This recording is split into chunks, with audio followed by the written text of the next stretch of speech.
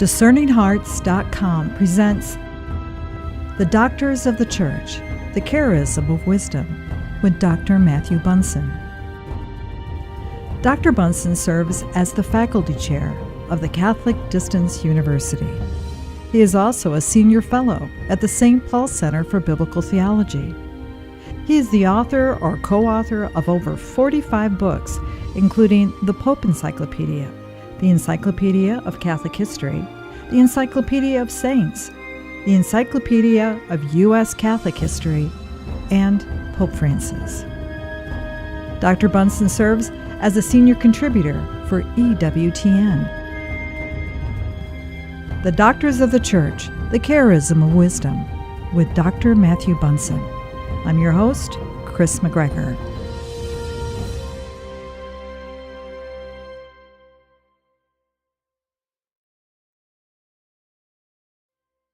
Welcome, Matthew. Oh, it's great to be with you, Chris. Today we're going to be talking about St Athanasius of Alexandria. When did he become a doctor of the Church?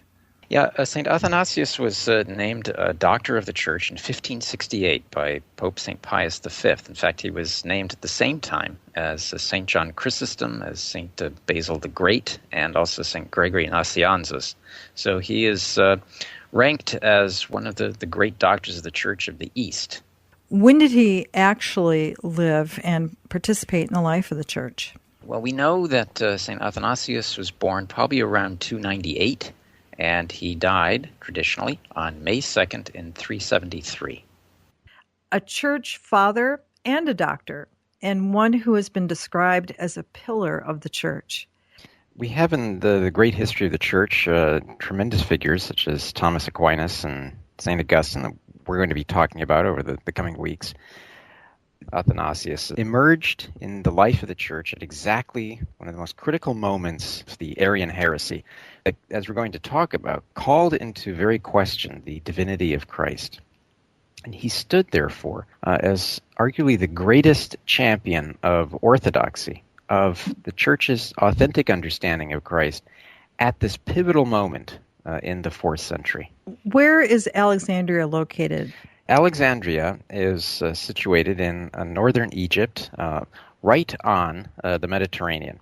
It was established by Alexander the Great in the 4th century BC and emerged very quickly as arguably the greatest city in the East.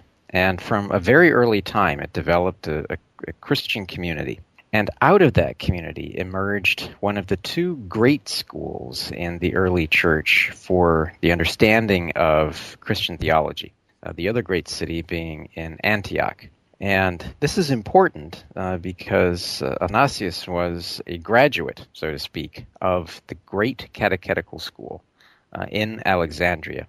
And it provided him a superb foundation and preparation for the great struggle that emerged with the Arian heresy that, ironically enough, also began in Egypt. What formed him and what would lead him to be a leader against this particular heresy of Arianism?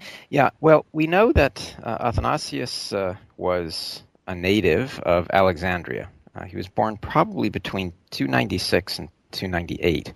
Now, several historians of the Church, ancient historians, in particular one by the name of Rufinus and the other Socrates, have saved or preserved a very famous story about his boyhood that tells us a great deal about him. It is said that Bishop Alexander of Alexandria discovered this young boy named Athanasius baptizing several playmates right on the seashore in imitation of the bishop. And at first dismissing this as just child's play, Alexander discovered that this young boy displayed such presence of mind and knowledge of doctrine that Alexander declared the baptisms to be entirely valid, and that this youth in front of him, somebody with a potentially brilliant future, and of course that's exactly what happened. He took the youth under his wing and gave him over to the education and the spiritual formation of the best priests that he knew in the city, and was always very active also in Athanasius's preparation and spiritual and intellectual and human formation. This is important because what it meant was that right from the start, Athanasius was raised in an atmosphere of Orthodox teaching. He also received knowledge in grammar, in rhetoric, in theology, and eventually became the private secretary to Bishop Alexander. Now, as all of this was happening, of course, around 318 in Egypt, a priest by the name of Arius began preaching that the Son, he said, was begotten apart from time by the Father and was a being created and founded before the ages. Now, if this sounds a little strange, it should, because what this priest was basically saying is that Christ is not eternal or co-eternal. He was not consubstantial with the Father. He was not unoriginated with the Father. So that in effect, what this priest was saying was that the Son of God was not eternal, but created by the Father from nothing. That Christ was a changeable creature with his dignity bestowed upon him as Son of God. Now, this, of course, horrified bishops all over the East, and Athanasius, as the private secretary to Bishop Alexander, had the opportunity to travel with him to the famous Council of Nicaea in 325 that had been convoked by Emperor Constantine the Great and, of course, by Pope St. Sylvester. Its purpose was very clear: to condemn Arianism and then to establish a creed that really expresses the relationship between the Father and the Son within the Godhead. Athanasius went to Nicaea, as I said, with Alexander as his secretary, but also as a theological advisor. By 325, Athanasius was already well known within the city. He was writing treatises in defense of orthodoxy. So despite his youth, despite that he was still in his 20s, he was considered a very formidable presence. And it was said during the council that he was one of the great figures for supporting this. According to another historian by the name of Theodoret, Athanasius, he wrote, contended earnestly for the apostolic doctrines and was, quote, applauded by their champions while earning the hostility of the opponents. Now, when we talk about the hostility of the opponents, this is actually a very ominous thing, because it isn't just like having a type of disagreement in rhetoric. This could be potentially dangerous to one's health. Very much so.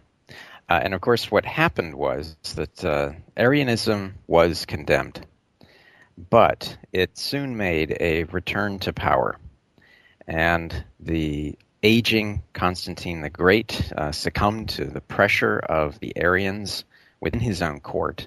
And as we've also seen many times in the history of the Church involving heresy, certainly we see this with the Protestant Reformation, once a crisis in the Church of heresy becomes politicized, once secular rulers begin to attempt to influence the Church, it goes from bad to worse. And this is, of course, precisely what happened with the Arian controversy, that from the death especially of Constantine the Great, the empire was divided up among his sons, and several of them became adherents to the Arian heresy, and therefore began to impose imperial, at times violent solutions to the crisis.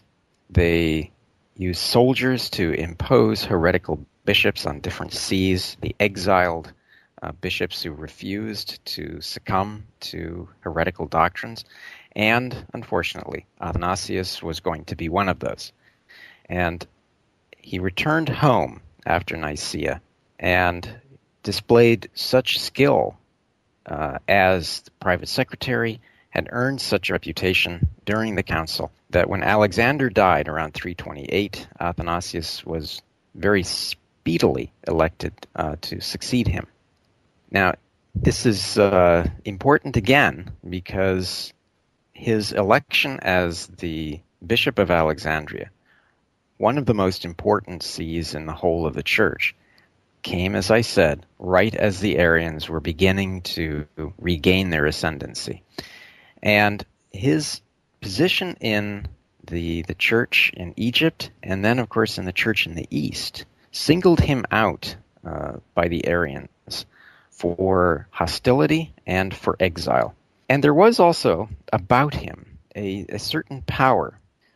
His personality was so significant and so remarkable that the Arians understood right from the start that if they were going to have any hopes of imposing their will upon the church, especially in the East, this is somebody they had to remove, to get rid of, in order to clear the way for their own victory.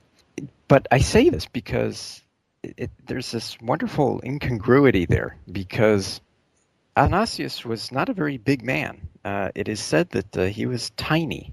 He was dismissed, in fact, by one of the emperors, Emperor Julian the Apostate, as, quote, a despicable mannequin, because he was so small. And yet, he was such a towering intellect that his size seemed to grow with stature, with each new outrage committed against him.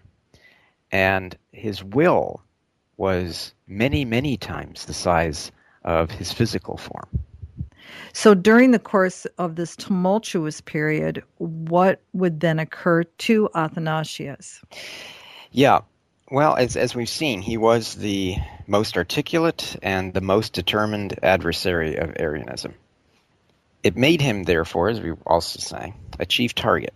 And throughout the next decades, he was exiled at least 4 times and suffered almost endless humiliations, starting, as I said, with the Arian resurgence in Constantinople in 328, when he refused to readmit Arians to their offices, for example.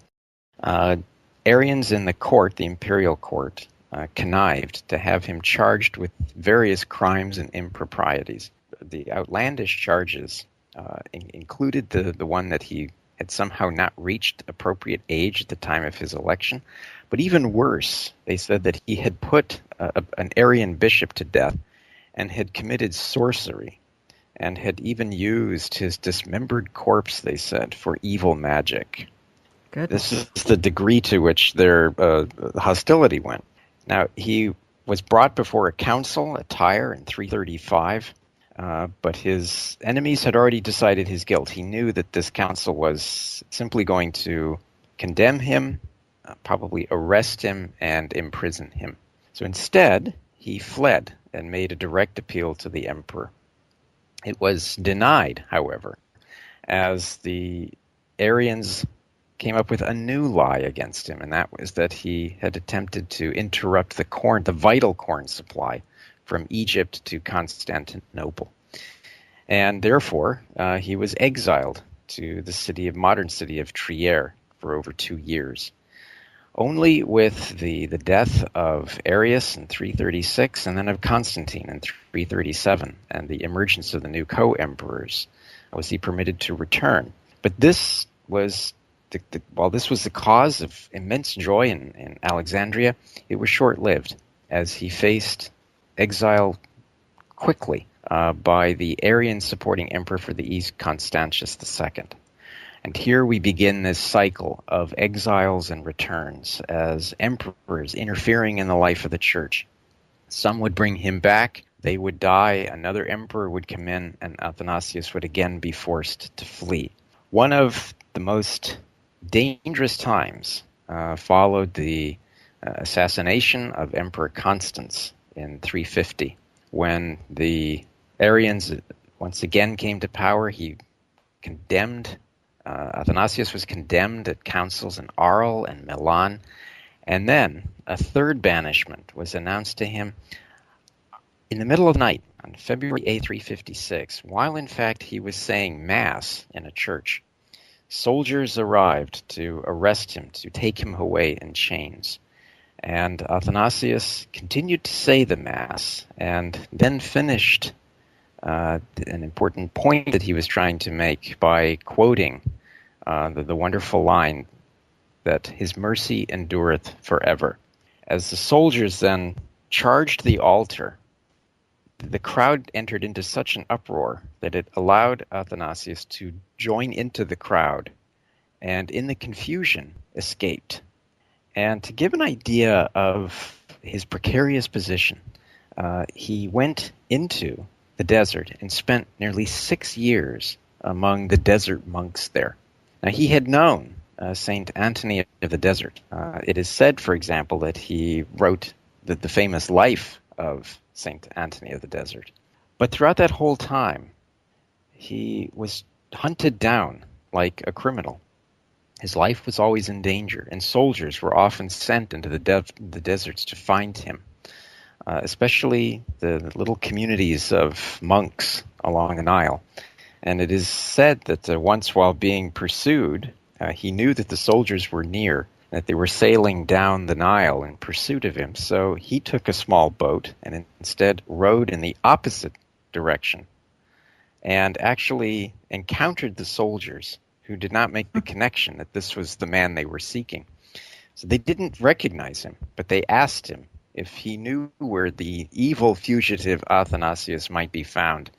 And realizing that they didn't know who he was, he replied calmly as he sailed past them, "Athanasius is not far from here." What a wonderful story. But this was the life that he led. And even in the midst of it, though, it is said that in exile, in the desert, in the silence of the desert, in the burning light of the sun, and then by the still light of the candles at night, he wrote and he wrote, and he wrote some of his greatest works, including his oration against the Arians. So that out of this time of torment and suffering, out of these exiles, we can add that at one point he had to hide in the very tomb of his parents. He was perfecting the virtues in himself. He was writing in defense of the true faith, and he was living the life of a saint. So that, like a crucible, he was being burned of all of the impurities in him.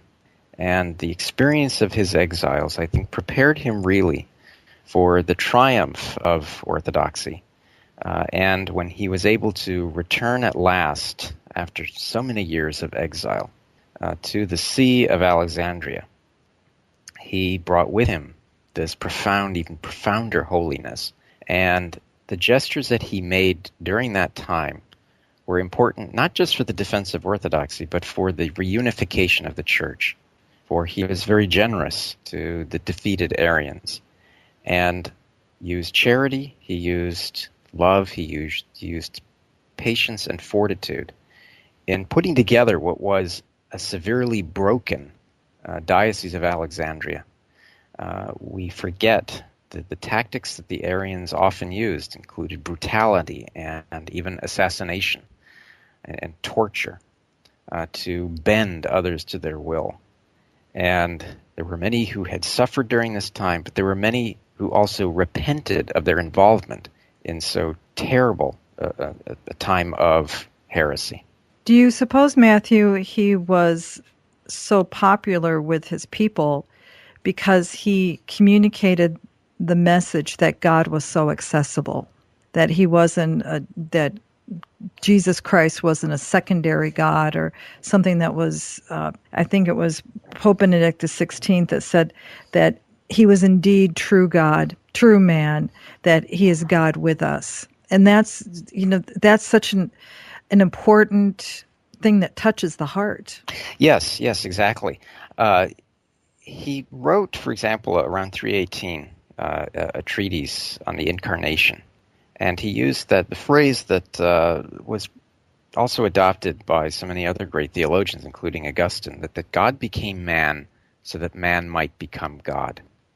And his understanding of the Incarnation compelled him to stand as a forceful defender of orthodoxy.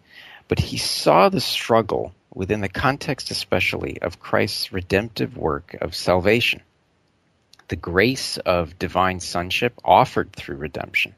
As Athanasius taught, the divine Son is eternally generated by the Father, and so both must share the same nature. At the same time, both the Son and the Father must be truly distinct. For, as he wrote, for the Father is not the Son, and the Son is not the Father. But you've hit on something very important there, and that is that the divinity of Christ and the humanity of Christ are perfectly found in Christ. And therefore, Christ is the supreme role model for all people. But he is also a member of, he's a person of the Holy Trinity. And that mystery, the beauty of the Incarnation then, was destroyed by Arianism, that reduced Christ to a creature.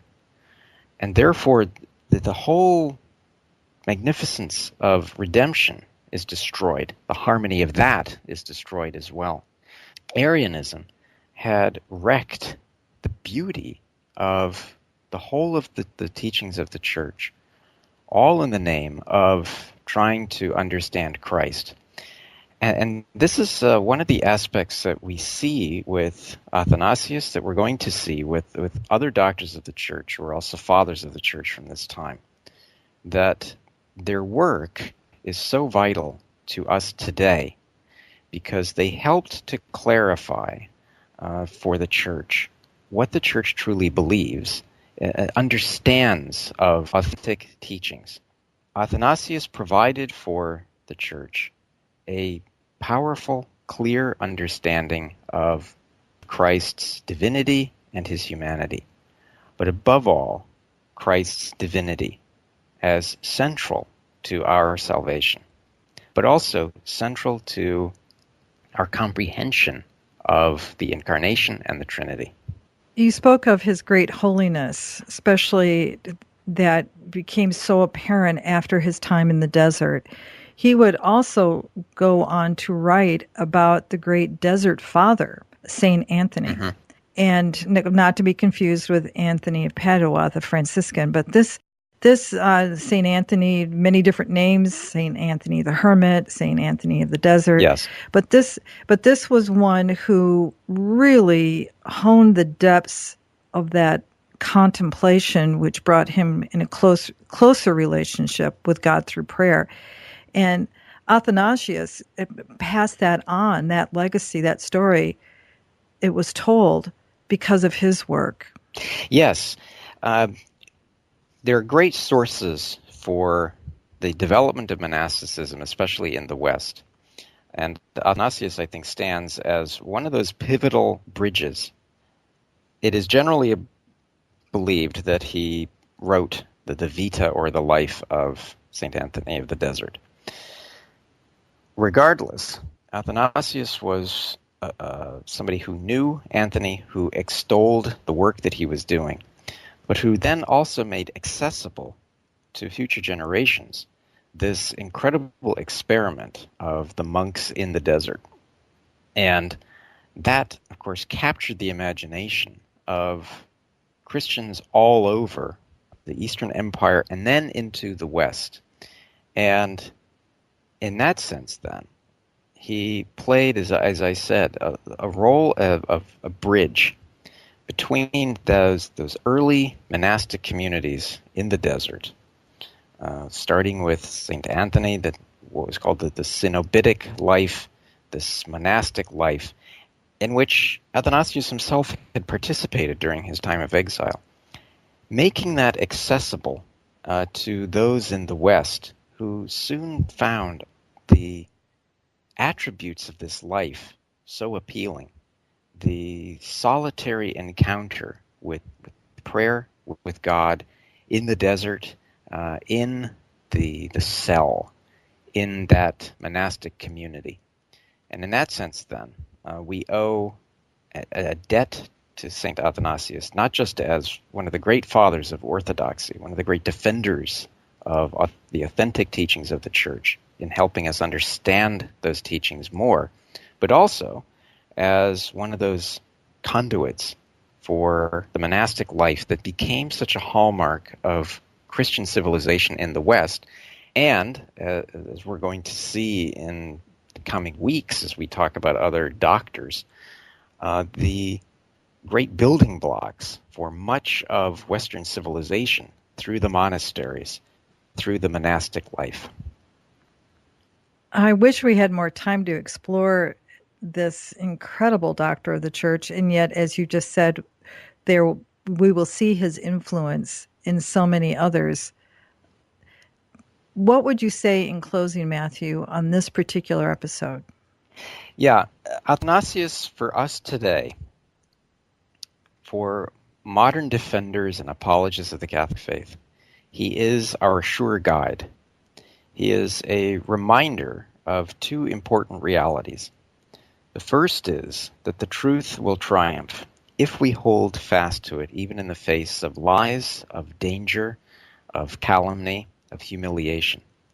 But even more, he teaches us that defending the truth is never an easy task. In his time, in his life, he faced slander, violence, and even the threat of death for standing firm and proclaiming the truth. The life of Athanasius makes every one of us who loves the faith, every one of us who seeks to defend the faith, ask the same question. Would I be willing to follow in Athanasius' footsteps? Would I be willing to endure this in the name of the faith?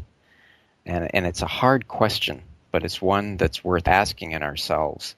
And if we're not sure about the answer, we need to deepen our faith, but also to deepen our understanding of the faith. Because if we, like Athanasius, understand truly the beauty of Catholic teaching, who Christ is, we would be willing to endure this, even to the point of death. Dr. Matthew Bunson, thank you so much. It's a privilege to be with you, Chris. I look forward to our next episode. You've been listening to The Doctors of the Church, The Charism of Wisdom, with Dr. Matthew Bunson. To hear and or to download this episode, along with many others, go to discerninghearts.com. This has been a production of discerninghearts.com. I'm your host, Chris McGregor. Join us next time for The Doctors of the Church, The Charism of Wisdom, with Dr. Matthew Bunson.